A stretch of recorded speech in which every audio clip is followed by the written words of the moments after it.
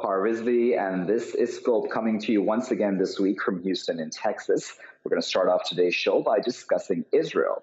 Now, B'Tselem, which is an Israeli NGO, has said that, and has for the first time, I believe, used the term apartheid regime when describing the state of Israel, intensifying its criticism of the state over its policies, specifically, of course, towards Palestinians, calling Israel even a non-democratic apartheid regime, to be more specific. Now, the director of the group has expressed hope that the report of B'Tselem would inform the analysis, in fact, even of the incoming Joe Biden administration, who is, of course, the president-elect of the United States, who's set to take office on January 20th as well. Will this have an effect? How will all sides react to this, and what kind of effect at all will this have at this time? Let's discuss all of those issues a bit further. We're now joined by Yossi Mekelberg, who is a senior consulting research fellow at Chatham House. He's joining us today from London. And joining us today from Amman in Jordan is Daoud, who is the Community Media Network Director.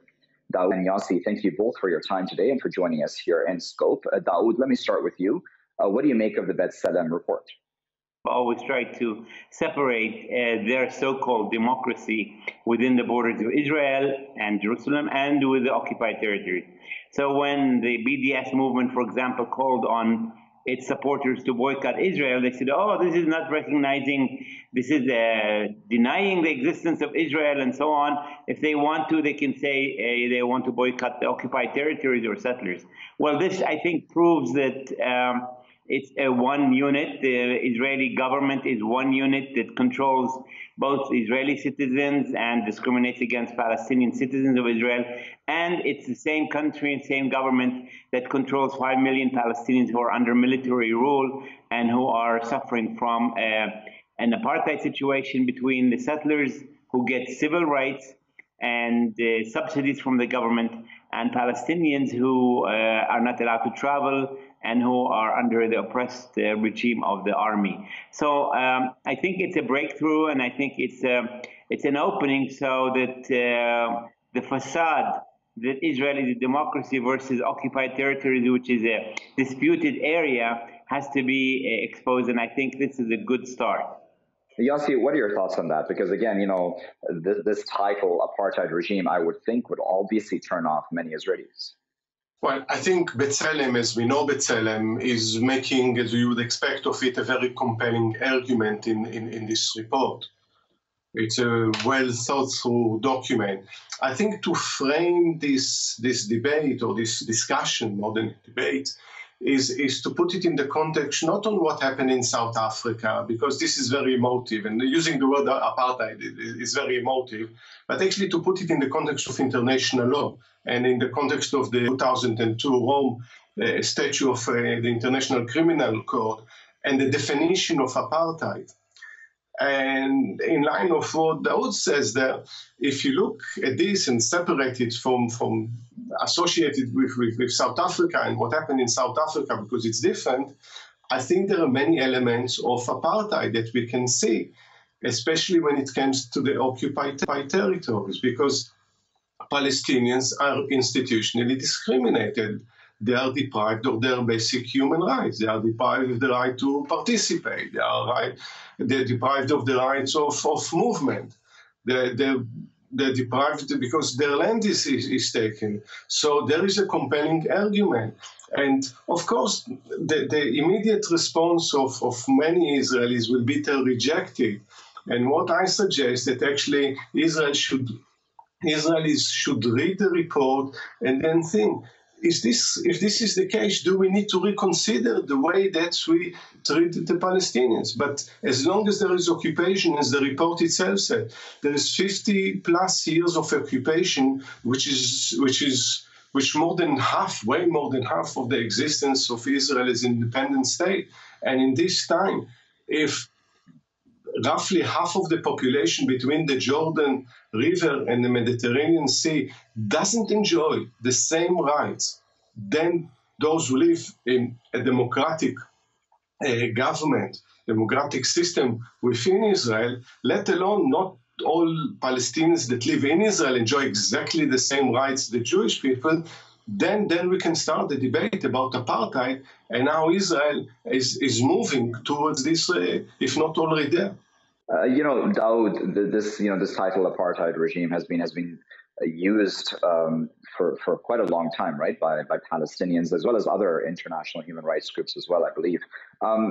Do you think that this will really inform the analysis, or the policies, I should say, in fact, of the incoming Biden administration? I mean, will this actually change things? Do you think that a new incoming president of the United States would really want to even broach that topic in that fashion? Well, before talking about the Biden administration, I think it's important to inform your audience that as bad as occupation is, it is not, as far as I know, a war crime. Because occupier can say this is a temporary situation and we're trying to negotiate, whatever. But apartheid is a war crime. And so if you can prove that this is an ongoing war crime, because every day there's a settler who lives in the occupied territories and enjoys subsidies and free travel and voting in Israel, that person is actually, that government who's allowing him is actually committing a war crime. So I think one of the reasons why the idea of apartheid is important is because it brings the conflict to the level of criminality, of war criminality, and it also, I think, encourages or supports the call for the boycott of Israel, because it's no longer the idea that boycotting only Israel, only the occupied territories or only products made by settlers, but it's boycotting the entire state of Israel, which is responsible for the situation.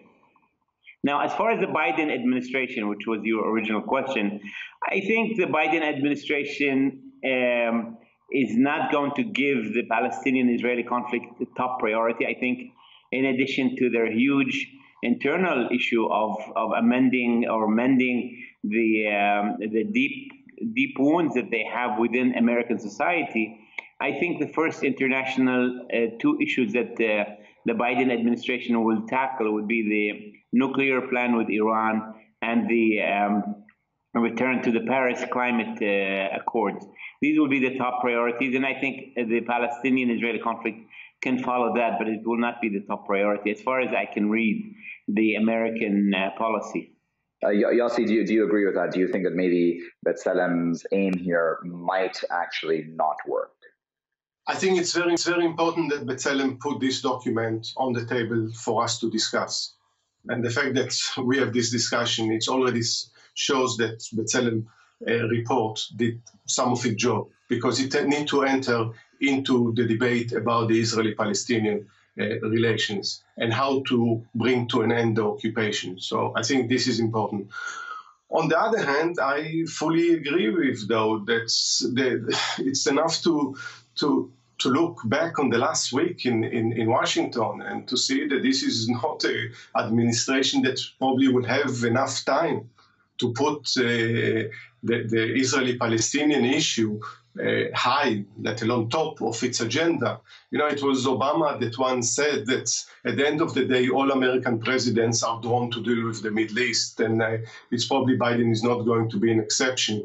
But if we look at the current agenda, healing the American society, which is a top priority, dealing with the coronavirus, the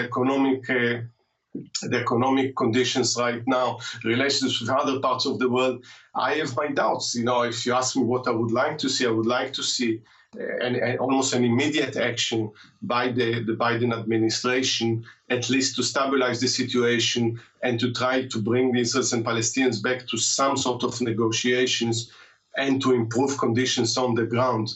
But I have my doubts if that will be a priority right now in Washington. And then, Daoud, for the Middle East, at least, the elephant in the room then is, of course, those normalizations, I should say, plural, right? So we've had a number of countries that have normalized ties with Israel. These sorts of reports don't make that entire situation any better, right? Where those countries normalize ties, and yet then B'Tselem comes out with this report saying that Israel is an apartheid regime. This sort of puts egg on their face, doesn't it? Yes, I agree with you, and I think that we need to look into these normalization issues in context. I think the Emirates and the Bahraini normalization is much different than Sudan and much different than Morocco. Clearly the Emirates, there's 1 million Emiratis and 700,000 Bahrainis. They're really tiny countries that really are not a major player, except on the economic level. Yes, they are. So it's more of a business agreement rather than a political one. Sudan and Morocco are two different things. They're two big countries, and Sudan made its initial breakthrough to be lifted from the anti-terror list. And I think in that sense, they succeeded in getting what they want, and they have not yet officially normalized relations. They said they still need to have an elected government, and that's a sovereign decision. So they kind of kicked the can down the road, and I think they were trying to get out of the pressure from the Trump administration and basically receive the green light or the stamp of approval from the international community. Morocco is also a different situation because Morocco has a large Jewish population, both in Morocco and in Israel, and so they have actually had very normalization-light relationship since the 70s. Israelis have come to Morocco, Israeli officials have come to Morocco. So I think the normalization issue is not a major issue. It has weakened the Palestinian negotiating position, and it has, as you said, been an egg on their face because they look very bad with the B'Tselem report, as well as the decision by the Palestinians to enact international law against the Emirates for buying products made in the occupied territory. So these are issues that I think it will weaken the normalization. Put aside some of the media extravaganza that Israelis are having, but it's not going to make a big difference. Palestinians are not going anywhere, and the conflict is not going anywhere. Yossi, what are your thoughts on this what we're discussing here with B'Tselem in the context of the normalizations? Because I would think then that those countries that have normalized ties with Israel would in fact then pose a challenge on the international arena, right? Where then if we're discussing, for example, Israel's an apartheid regime, there'll be less countries willing to admit that because, as I said to Daoud, they have just normalized ties with Israel. It would probably not play very well publicly and internationally for them to then admit, oh, we've normalized ties with an apartheid regime. Let me take a little bit of a different line, because again, the conditions on the ground and what happened in the occupied territories were known before July, when the first normalization agreement came into effect. I think the normalization can be a force of good as well. And I think since the common perception is that the normalization with the UAE stopped the annexation that was planned, and we tend to forget that only before the summer we all were, so to speak, up in arms about Israel intentions to annex up to 30% of the West Bank and actually legalize something that is illegal. I think that's had to stop, and I think it's a good sign that actually normalization and the relations with the EU and Bahrain and Morocco and Sudan can actually have good impact on the relation with the Palestinians. It's also a good signal for the Palestinians that they need to get their act together and work on unity, otherwise they are left behind. And go beyond it. I won't dismiss the UAE or Bahrain, but just because they have a small population. I think they're a very important player in the Gulf, and actually economically they are more important to Israel than Morocco and definitely Sudan. So in this sense, they might have more impact.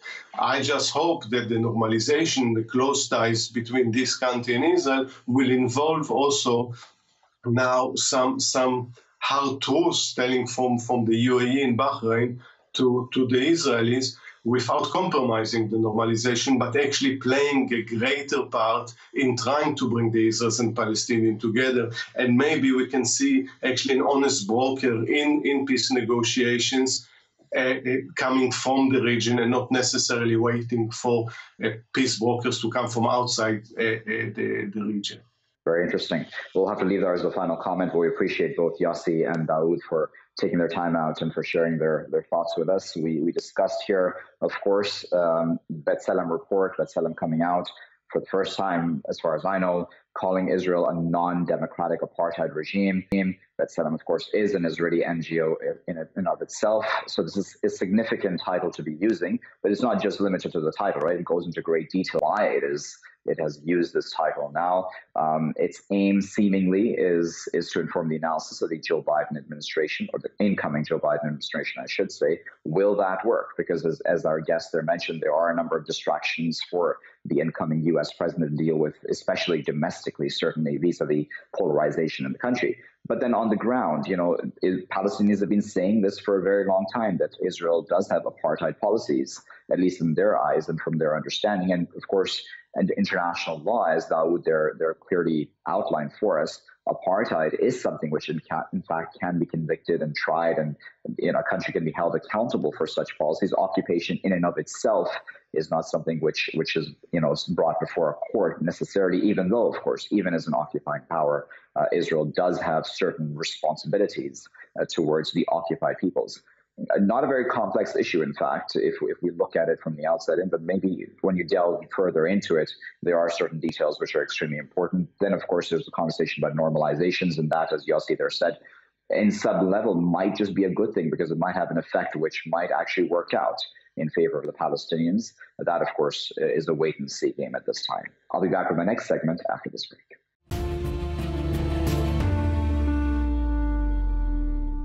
Welcome back, viewers. You're still here in Scope with me, Waqar Rizvi. Now, in this segment of today's show, we're going to discuss the United States and Iran. And of course, as we know, the outgoing U.S. administration of Donald Trump has been no fan of the Islamic Republic and has done everything in its power to increase pressure on it vis-a-vis what its perceived regional policies, as well as a whole host of other issues such as the nuclear deal, etc.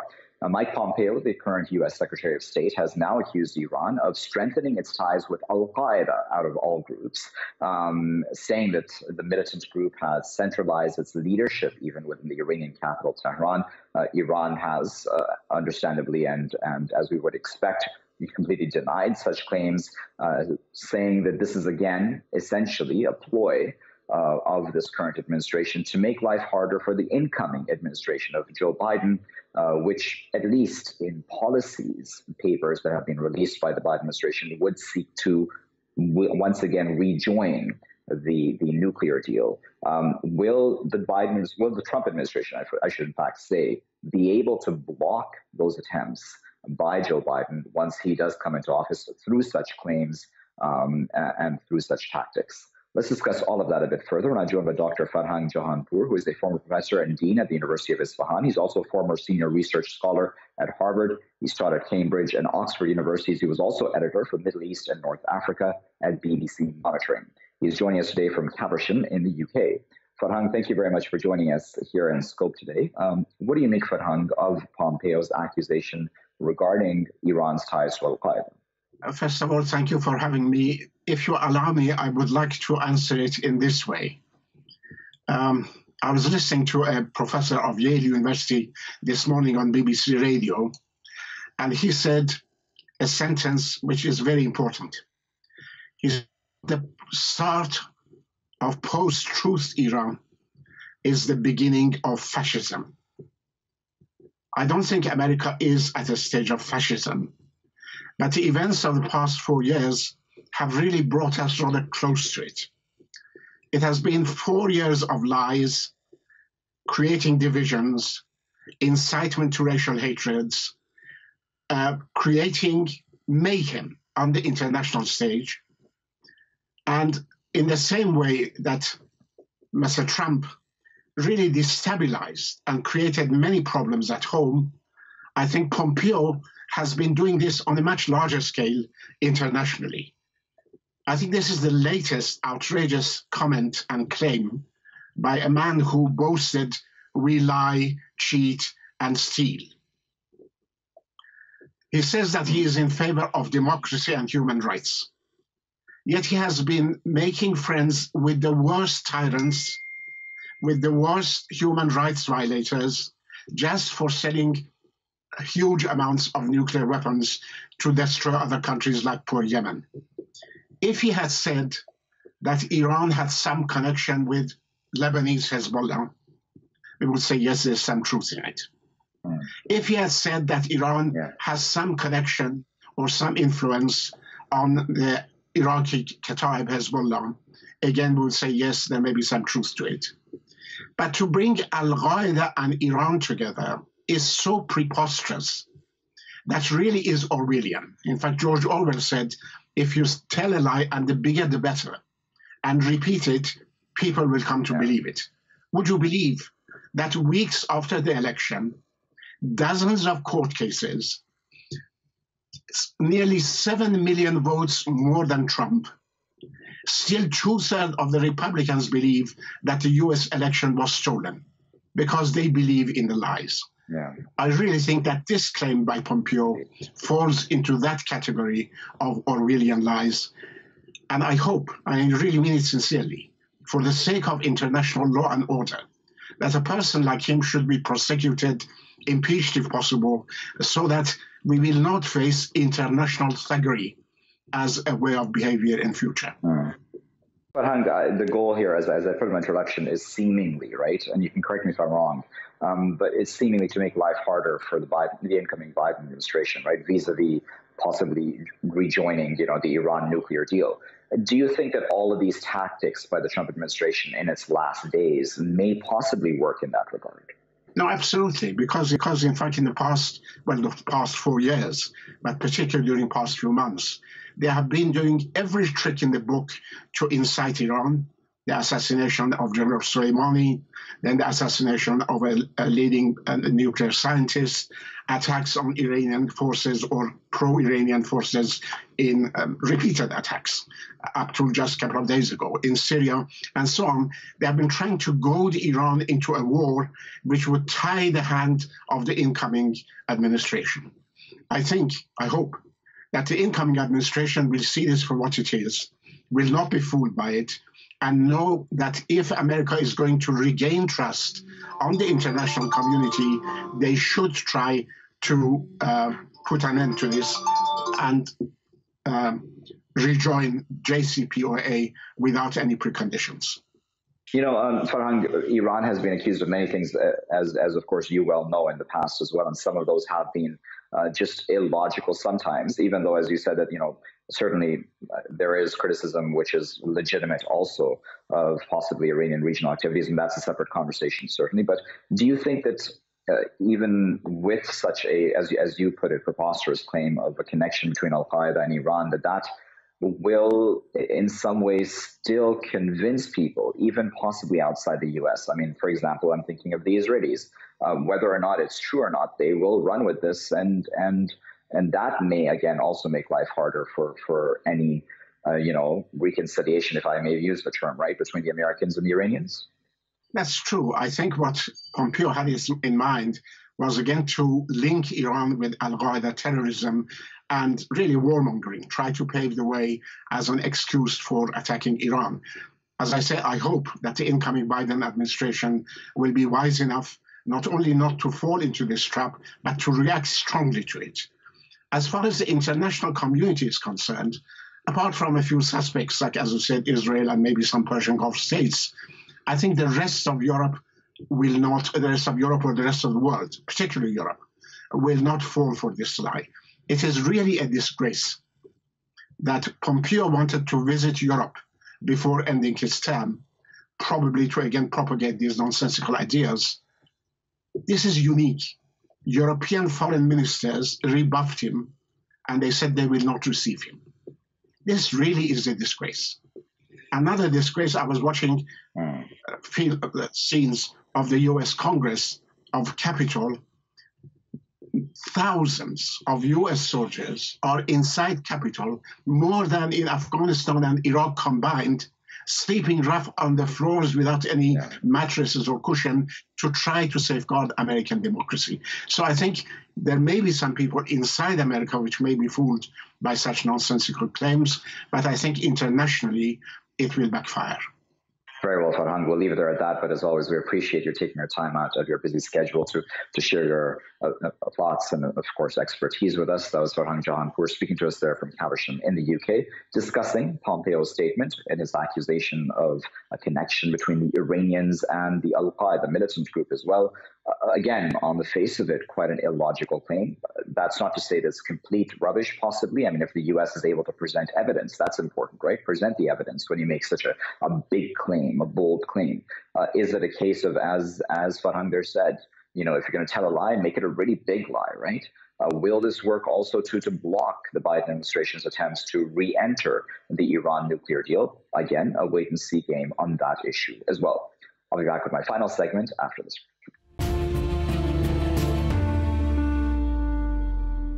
Welcome back, viewers. We're still here in Scope with me, Waqar Rizvi. Now, in this segment of today's show, we're going to discuss U.S. politics. It's been an eventful 24 hours. We have had now the U.S. President, Donald Trump, being impeached a second time by the House of Representatives.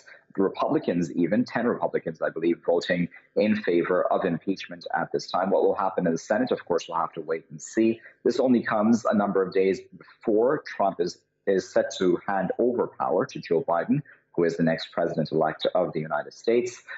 This is all, as we know, to do with the riot that took place on the Capitol. Donald Trump has been blamed for inciting that riot and for endangering, quote-unquote, American democracy and democratic institutions as well. We now have those images of the National Guard members sleeping on the floor of those important democratic buildings.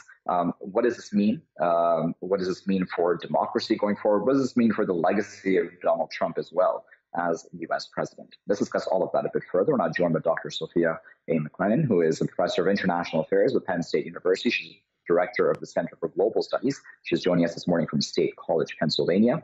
Joining us from Morgantown, West Virginia, is Dr. Erik, who is the Everly Family Distinguished Professor of Political Science at West Virginia University.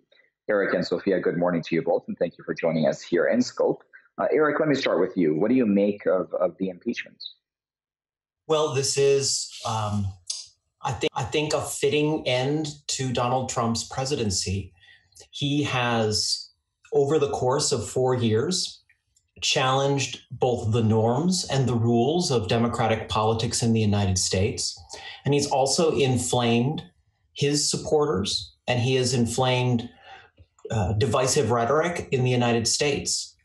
And the insurrection that occurred last week in the U.S. Capitol, while it was maybe not entirely predictable, it is an outcome that has been built by this president. And so the decision by the House of Representatives to impeach him seems to be clearly in line with the intent of the process of impeachment as outlined in the U.S. Constitution. Sophia, one thing I was watching when I was watching the impeachment proceedings in the House of Representatives, a number of Republicans said that, listen, even though, of course, they strongly disagree with what Donald Trump said in the lead up to that riot, that this was only going to cause more polarization and division, i.e. the impeachment itself, especially considering we have on January 20th, Biden is set to take over. Was this worth it at this time, do you think?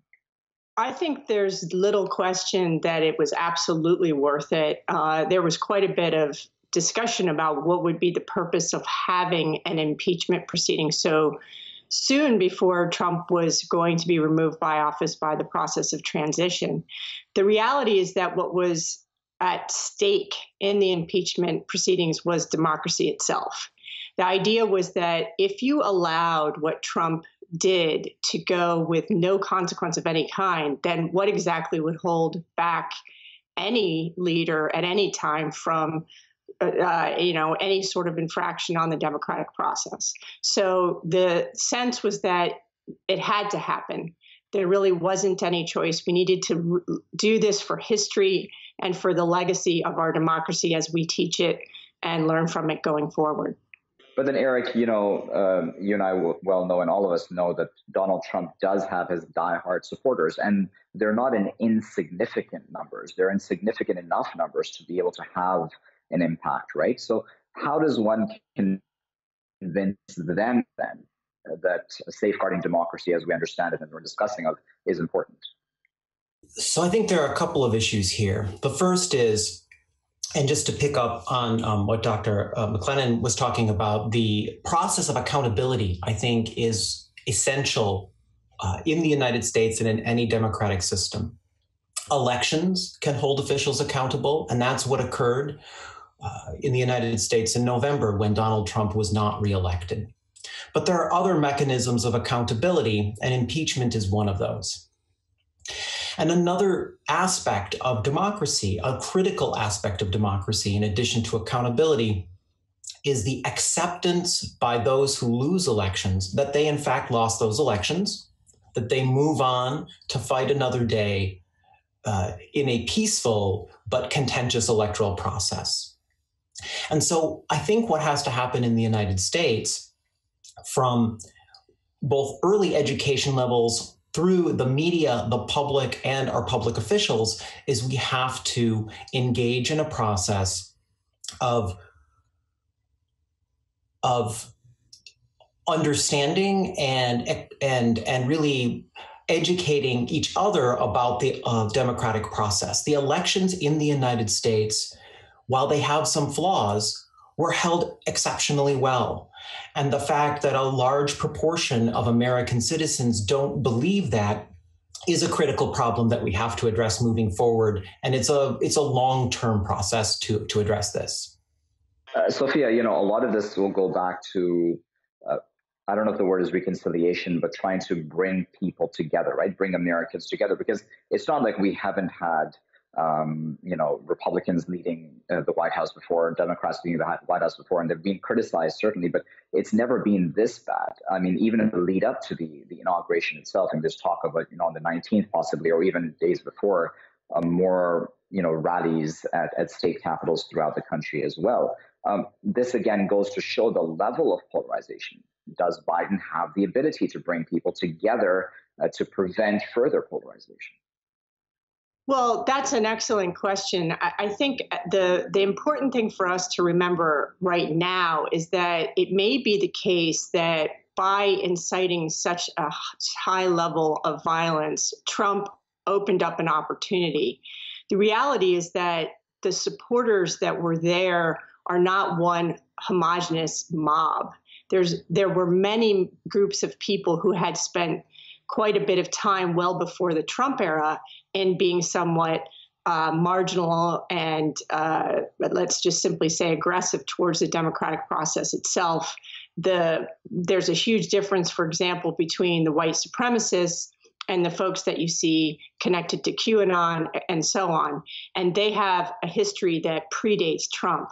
So the reality is that the United States is in a particular moment when we can start to say, who is behind our democratic process and who isn't?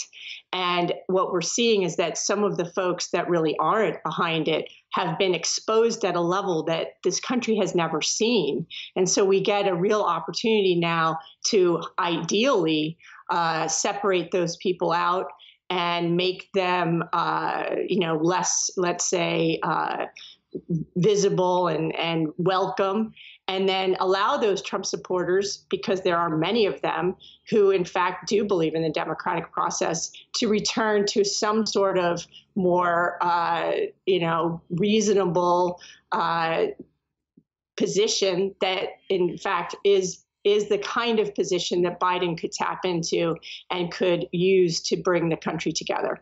Erik, then there's a conversation, of course, over the 25th Amendment, right? And there's talk of, removing Donald Trump even within these days remaining. Is that wise? Well, it seems pretty clear that the 25th Amendment is not going to be invoked. Vice President Pence has indicated that he doesn't support it. Members of the cabinet have, in fact, some have been resigning, and given the threshold in the cabinet that's required, it simply doesn't seem like that's a viable option. The alternative is to move forward with the trial in the Senate, even after President Trump has left office, because it's important to remember that trial and conviction after an impeachment has essentially two parts. One is removal from office, and President Trump will no longer be in office. But the other is to have a separate vote to remove from that individual the right to hold office in the future. And that's something that there are certainly members of the Republican Party who will gain political advantage if that's the case. But given the egregious violation of democratic norms that occurred last week, this is something that needs to be discussed and needs to be decided by the Senate. Sophia, what are your thoughts on the 25th Amendment and its possible use in this case? Well, I agree. And in fact, I think it's pretty clear that the 25th Amendment is not going to be in play here. But I also think that while a lot of people are discussing what seems like Mitch McConnell's delay on holding or what's clearly Mitch McConnell's delay on holding the hearings in the Senate as a negative, I think it's a positive. And I think it's a positive for a lot of reasons. One of which is that more and more information is coming out. In fact, recently it's been, revealed that there may well have been members of the House that were providing tours to some of the people who later would storm the Capitol building. More and more information will come out, and it will become much harder for senators to consider not voting for impeachment, even those that are Republicans. So I think waiting isn't a bad thing. I think that it's actually going to go against Trump. So I think that as we get more details, it will become much harder for some of these senators to ignore the facts. You know, Erik, I wonder in this time, as Trump being attempted, at least there's an attempt to hold him accountable for his words and actions as president, and as you said, even after he leaves office, he'll be still held accountable for what he did in office.